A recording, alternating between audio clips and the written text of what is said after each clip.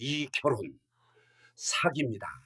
이 결혼은 없던 걸로 하겠습니다. 고급 한정식집 VIP룸. 상견례가 시작된 지 딱 5분 만에 터진 폭탄 선언이었습니다. 그날 철민은 일부러 낡은 정장 차림으로 대중교통을 타고 왔습니다. 강철민의 차분하지만 단호한 목소리가 공기를 얼렸어요. 딸 수아의 얼굴이 새하얗게 질렸습니다. 예비 시부모인 한미란과 박진수 부부는 당황한 표정으로 서로를 바라봤죠. 사돈어른, 무슨 말씀을? 한미란이 떨리는 목소리로 물었습니다. 바로 그때 룸의 문이 열렸어요. 떨리는 손으로 문을 잡은 여자가 들어섰습니다. 눈가가 붉게 부어 있었고 시선은 바닥만 향했어요. 수아 씨, 저 좀 보세요. 제발. 누구세요? 저는 이채원이에요. 2년 전 박준혁 씨, 약혼녀였던 순간 준혁의 얼굴에서 핏기가 싹 빠졌습니다. 한미라는 주먹을 불끈 쥐었죠. 수아는 처음으로 준혁이 낯설게 느껴졌습니다. 대체 왜 5분 만에 확신할 수 있었던 걸까요? 끝까지 보시면 그 이유를 알게 됩니다. 구독으로 응원해주세요. 모든 이야기는 약 1년 전 그 헬스장에서 시작됐습니다. 11개월 전 헬스장에서였습니다. 강수아는 런닝머신 위에서 땀을 흘리고 있었어요. 단정한 인상의 남자가 옆 기구에서 말을 걸어왔죠. 물 좀 부탁해도 될까요? 아, 네. 그렇게 박준혁과의 인연이 시작됐습니다. 2주 동안 준혁은 부담스럽지 않게 가벼운 인사만 했어요.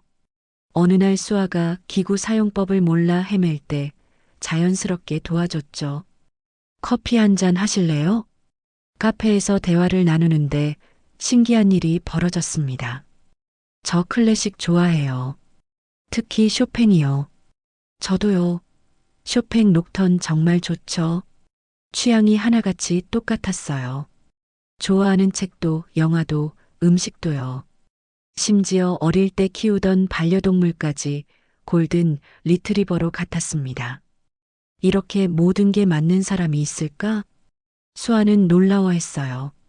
준혁도 같은 말을 했죠. 저도 처음이에요. 이렇게 편한 사람. 그날 이후 두 사람은 자주 만났습니다. 준혁은 항상 수아의 말을 경청했어요.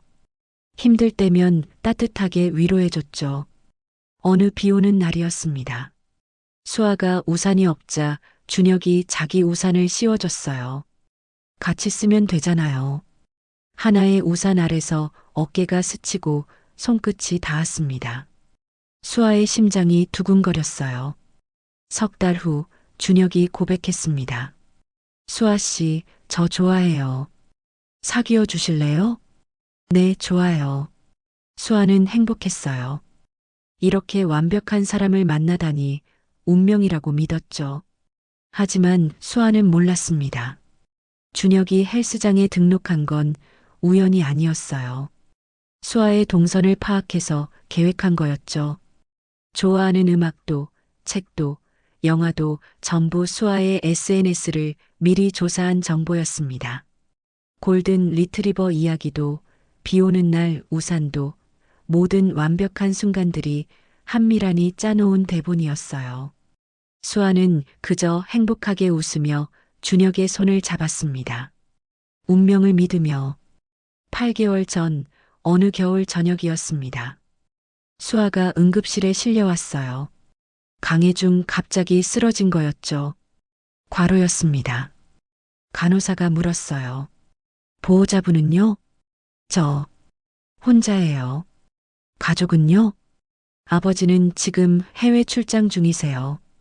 수아는 떨리는 손으로 동의서에 사인했습니다. 옆 침대를 힐끗 봤어요.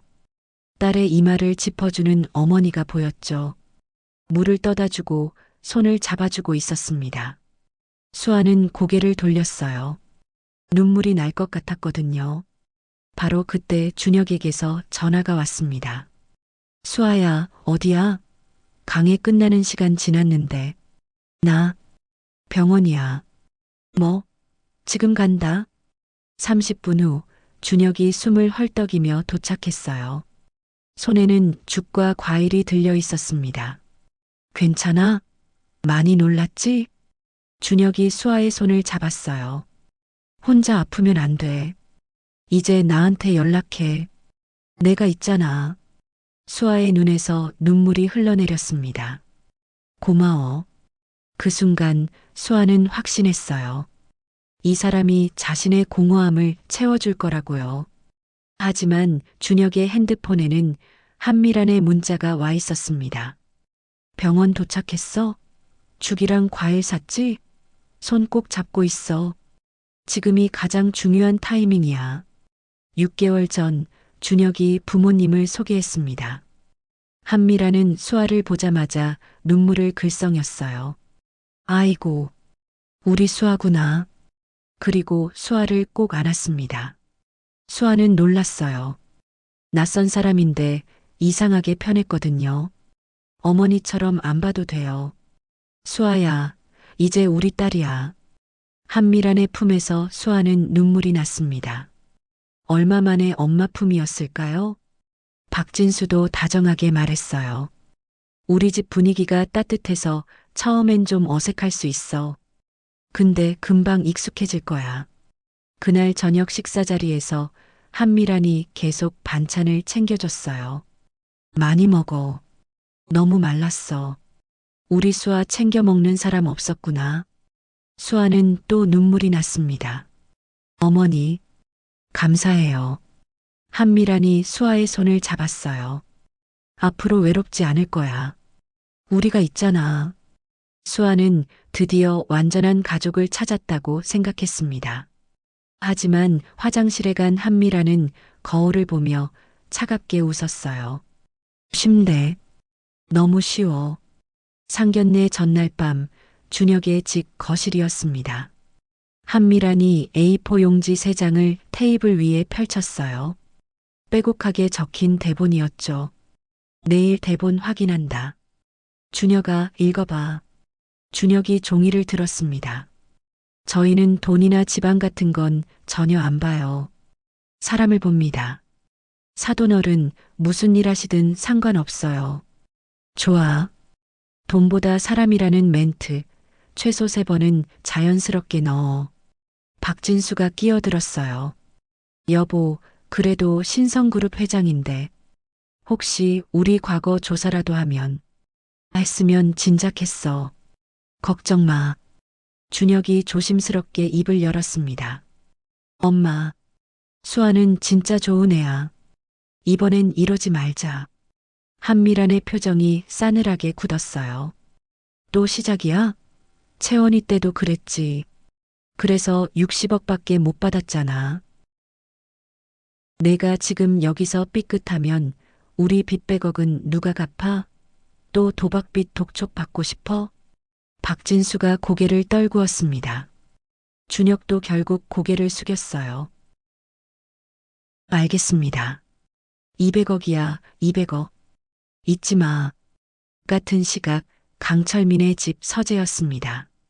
철민이 옷장 깊숙한 곳에서 낡은 정장을 꺼내고 있었어요.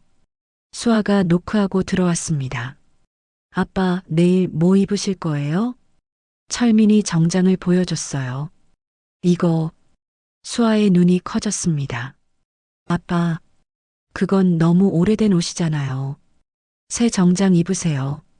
아니다. 이게 좋아. 왜요?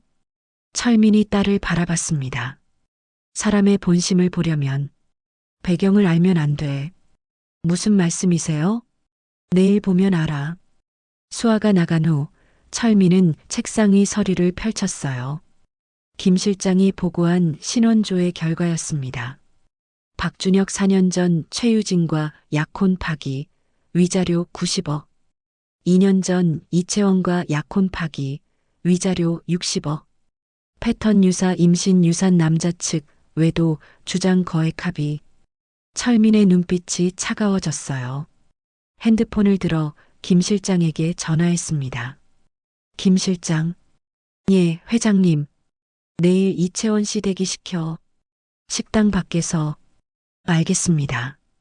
그리고 녹음 준비하고. 이미 준비했습니다. 전화를 끊고 철민은 창밖을 바라봤어요. 내 딸이 세 번째가 될 순 없지. 밤이 깊어갔습니다. 두 집의 불빛이 하나씩 꺼졌어요. 하지만 준혁은 잠들지 못하고 천장을 바라보고 있었습니다. 수아의 얼굴이 떠올랐어요. 병원에서 자신의 손을 잡고 울던 모습이요. 미안해, 수아야. 준혁의 눈가가 젖어들었습니다. 철민도 잠들지 못했어요.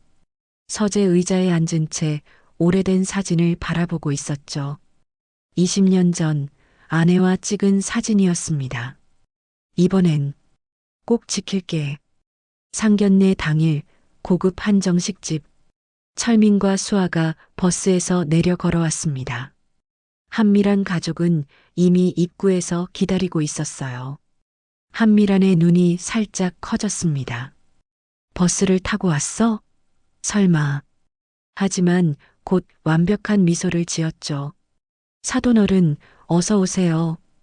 VIP룸으로 들어가 자리에 앉았습니다. 한미란이 먼저 입을 열었어요. 저희는 정말 돈이나 지방 같은 건 안 봐요. 사람을 봅니다. 박진수도 거들었습니다. 맞습니다. 사돈어른, 무슨 일 하시든 전혀 상관없어요. 중요한 건 사람 됨됨이죠. 한미란이 수아의 손을 잡았어요.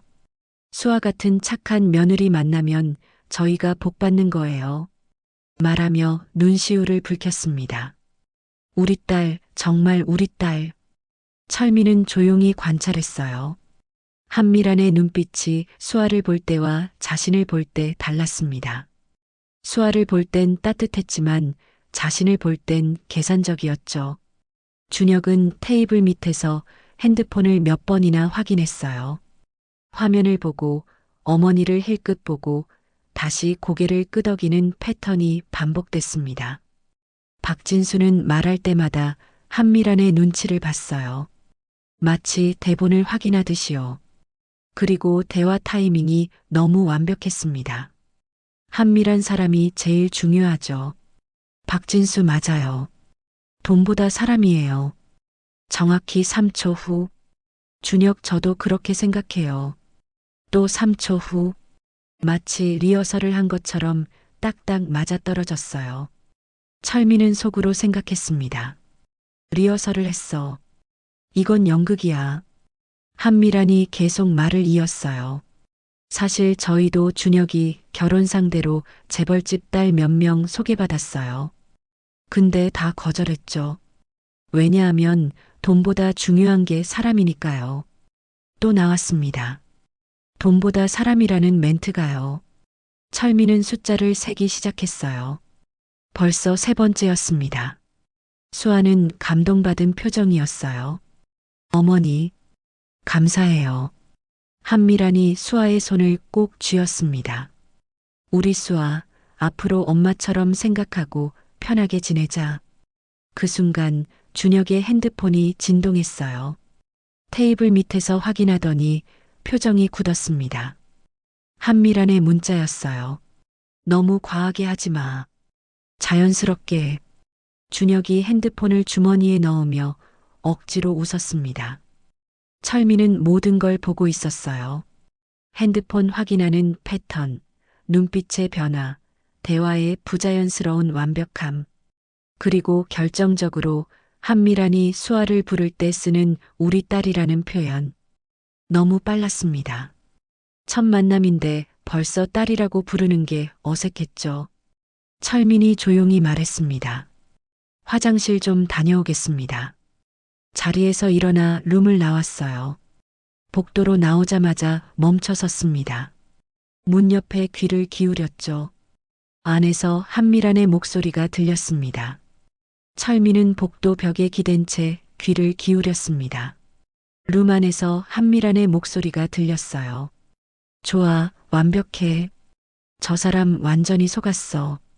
준혁의 목소리가 이어졌습니다. 엄마, 근데 회장님 눈빛이 좀. 신경 쓰지 마. 수아가 우리 편이면 끝이야. 박진수가 조심스럽게 말했어요. 그래도 신성그룹 회장인데 혹시 신원조회라도 하면 했으면 진작 했지. 걱정 마. 우리 준혁이 연기 완벽했어. 준혁의 목소리가 낮아졌습니다. 수아한테는 미안하네. 한미란이 차갑게 쏘아붙였어요. 그런 소리 하지 마. 200억이야, 200억. 채원이 때 60억 받은 거 생각해봐. 철민의 손이 주먹으로 굳었습니다. 복도를 조용히 걸어 나와 핸드폰을 꺼냈어요. 김 실장에게 전화를 걸었죠. 김 실장. 예, 회장님. 박준혁 신원조회 다시 한번 확인해. 이미 확인했습니다. 2년 전 이채원 씨 케이스 위자료 60억. 4년 전 최유진 씨 케이스 위자료 90억. 패턴이 완전히 동일합니다. 패턴이 임신 발표 후 3개월 이내 유산. 그 직후 남자 측 외도 증거 제시. 여자 측에서 파혼하는 형식으로 거액 위자료 합의. 철민의 눈빛이 차갑게 가라앉았습니다. 이채원 씨는 지금 식당 밖에서 대기 중입니다. 아가씨를 꼭 만나야 한다고. 5분 후에 들여보내. 알겠습니다. 전화를 끊고 철민은 천장을 바라봤어요. 깊게 숨을 들이쉬고 내쉬었습니다. 내 딸이 3번째 사냥감이 될 순 없다. 철민은 다시 룸으로 들어갔습니다.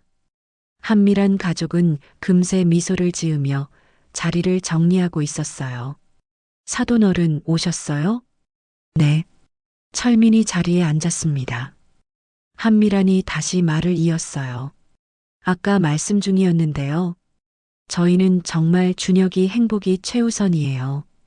돈이나 집안보다 사람이 중요하니까요. 또 나왔습니다. 4번째 돈보다 사람 멘트였죠. 철민은 조용히 고개를 끄덕였어요. 표정 하나 변하지 않았습니다. 하지만 속으로는 이미 모든 걸 결정한 상태였죠. 수아는 행복하게 웃으며 준혁의 손을 잡았어요. 아무것도 모른 채로요. 한미란이 시계를 힐끗 봤습니다. 그리고 박진수와 눈빛을 교환했죠. 모든 게 계획대로였어요. 하지만 그들은 몰랐습니다.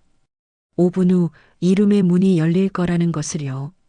그리고 모든 게 무너질 거라는 것을요. 철민이 자리에 앉자마자 입을 열었습니다. 사돈어른, 이 결혼 사기입니다. 공기가 얼어붙었어요. 수아의 얼굴이 새하얗게 질렸습니다. 아, 아빠. 무슨 말씀을. 한미란이 당황하며 일어섰어요. 사돈어른. 갑자기 무슨. 철민이 차분하게 말을 이었습니다. 이 결혼은 없던 걸로 하겠습니다. 잠깐만요. 설명 좀 해주세요. 준혁이 다급하게 말했어요.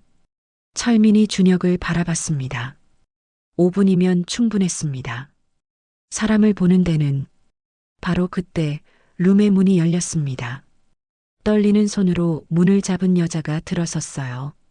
눈가가 붉게 부어 있었고 손은 계속 떨리고 있었습니다. 시선은 바닥만 향했죠. 수아 씨, 저 좀 보세요. 제발. 수아가 놀라서 물었습니다. 누구세요? 여자가 고개를 들었어요. 눈에 눈물이 가득했습니다. 저는 이채원이에요. 2년 전 박준혁 씨의 약혼녀였던 순간 준혁의 얼굴에서 핏기가 싹 빠졌습니다. 한미란이 벌떡 일어나며 소리쳤어요. 당신 지금 뭐 하는 거야? 이채원은 떨리는 손으로 가방에서 서류를 꺼냈습니다. 이게 증거예요. 서류를 테이블 위에 펼쳤어요. 준혁 씨가 저한테 했던 대본이에요. 수아 씨한테 하는 것과 똑같아요. 수아가 서류를 집어들었습니다. 손이 떨렸어요. 11월 15일 첫 만남 물 좀 부탁해도 될까요? 자연스럽게 접근. 12월 3일 관심유도 좋아하는 음악이 똑같네요. 운명인가 봐요. 1월 10일 가족 속의 어머니, 우리 딸처럼 생각한다. 눈물 연기. 3월 2일 프로포즈 당신이 좋아하는 장소에서 수아의 손이 부들부들 떨렸습니다. 이게 뭐예요? 이채원이 눈물을 흘리며 말했어요. 저도 똑같이 당했어요. 골든 리트리버 이야기도 쇼팽 이야기도 전부 제 SNS에서 가져간 거였어요. 비 오는 날 우산도 일기예보 보고 계획한 거였고요. 수아가 준혁을 바라봤습니다. 준혁 씨, 이게 사실이에요? 준혁은 아무 말도 하지 못했어요. 입술만 달싹거렸죠. 한미란이 이채원에게 다가가려 했습니다. 당신, 지금 우리 명예훼손으로. 철민이 조용히 말했습니다. 한미란 씨, 그만하시죠. 한미란이 철민을 노려봤어요. 당신이 뭔데? 4년 전 최유진 씨 케이스, 2년 전 이채원 씨 케이스, 총 150억 원. 수법이 똑같더군요. 한미란의 얼굴이 굳어졌습니다. 수아는 여전히 서류를 들고 멍하니 서 있었어요.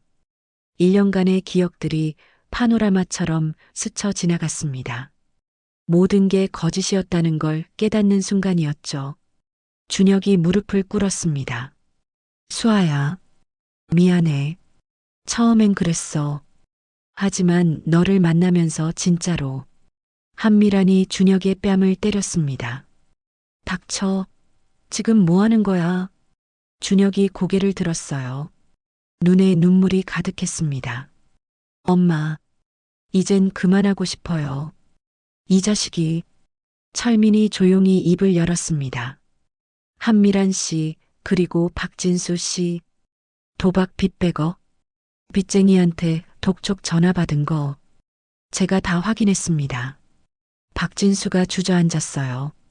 끝났어. 다 끝났어.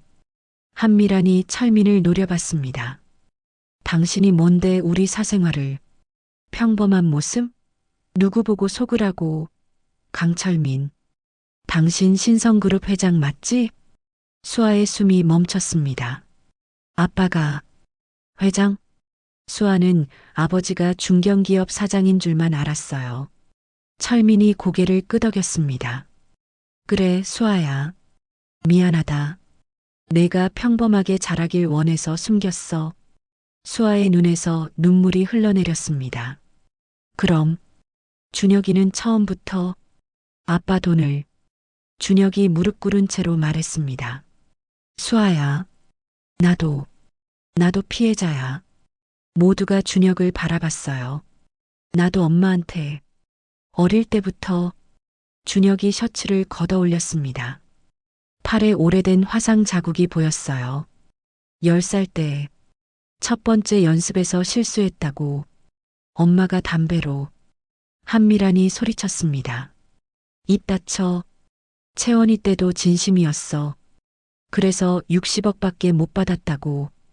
매일 맞았어. 박진수가 고개를 숙인 채 중얼거렸습니다. 나도 무서웠어. 저 여자가. 철민이 말했습니다. 경찰이 곧 올 겁니다. 수아가 준혁을 바라봤어요. 1년이 전부 거짓말이었어요? 준혁이 눈물을 흘렸습니다. 아니야. 나중에는 진심이었어. 병원에 갔을 때도, 프로포즈 할 때도. 수아가 씁쓸하게 웃었습니다. 그것도 대본에 있었죠? 들키면 진심이었다고 하기. 준혁이 아무 말도 하지 못했습니다. 수아가 약혼 반지를 빼서 테이블 위에 놓았어요. 저 정말 바보였네요. 심리학 전공하면서 사람도 못 알아봤어요. 철민이 딸을 안았습니다. 아니다. 넌 잘못 없어. 룸 밖에서 경찰 사이렌 소리가 들렸습니다.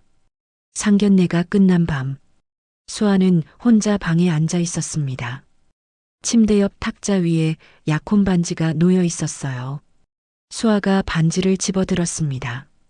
한참을 바라보다가 서랍을 열어 깊숙이 넣었어요. 그리고 침대에 누워 천장을 바라봤습니다. 눈물이 흘러내렸지만 소리는 없었어요. 창밖으로 비가 내리기 시작했습니다. 5초간 아무 소리도 없었습니다. 오직 빗소리만 들렸죠. 한 달 후, 한미란과 박진수가 구속됐습니다. 과거 피해자들이 줄줄이 고소했어요. 재판정에서 준혁이 증언했습니다. 10살 때부터 엄마는 저를 도구로 키웠습니다. 반항하면 맞았어요. 사랑받는 법을 모르고 자랐습니다. 판사가 선고했습니다. 피고인 한미란 징역 7년. 6개월 후 수아는 이채원과 함께 카페에 앉아 있었습니다. 수아 씨, 요즘은 좀 어때요? 많이 좋아졌어요. 언니는요? 저도요. 언니한테 말하면서 많이 풀린 것 같아요. 이채원이 수아의 손을 잡았습니다. 우리 같은 사람들 많을 거예요. 도와주고 싶어요. 저도요. 그래서 결심했어요. 박사과정 시작했어요. 사기 피해자 심리 상담 전공으로요. 정말요? 네. 그리고 언니랑 같이 상담센터를 만들고 싶어요. 1년 후 희망 상담센터 개소식. 수아가 리본을 끊었습니다. 박수 소리가 울렸죠. 첫 내담자가 들어왔습니다. 30대 초반 여성이었어요. 눈가가 붉게 부어 있었죠. 저 약혼자가 사실은 수아가 부드럽게 미소 지었습니다. 천천히 말씀하세요. 여기는 안전한 곳이에요. 선생님은 이해하실 수 있을까요? 이렇게 당한 사람의 마음을. 수아가 조용히 대답했습니다. 네, 이해해요. 저도 한때 피해자였으니까요. 여성의 눈에서 눈물이 흘러내렸습니다. 하지만 그 눈빛에는 희망이 보였어요. 같은 시각 멀리서 철민이 차 안에서 상담센터를 바라보고 있었습니다. 회장님, 들어가시지 않으십니까? 김 실장이 물었어요. 철민이 고개를 저었습니다. 아니야. 저 아이 혼자 잘하고 있어. 따님께서 많이 강해지셨습니다. 그래. 다행이야. 철민의 눈가에 미소가 번졌습니다. 20년 전엔 내가 지키지 못했어. 수아 어머니를. 하지만 이번엔 지켰어. 그걸로 됐어. 차가 천천히 출발했습니다. 수아는 여전히 내담자의 이야기를 듣고 있었어요. 고개를 끄덕이며 손을 잡아주며 함께 울어주고 있었죠. 상처는 때론 더 큰 힘이 됩니다. 누군가를 구하는 힘으로요.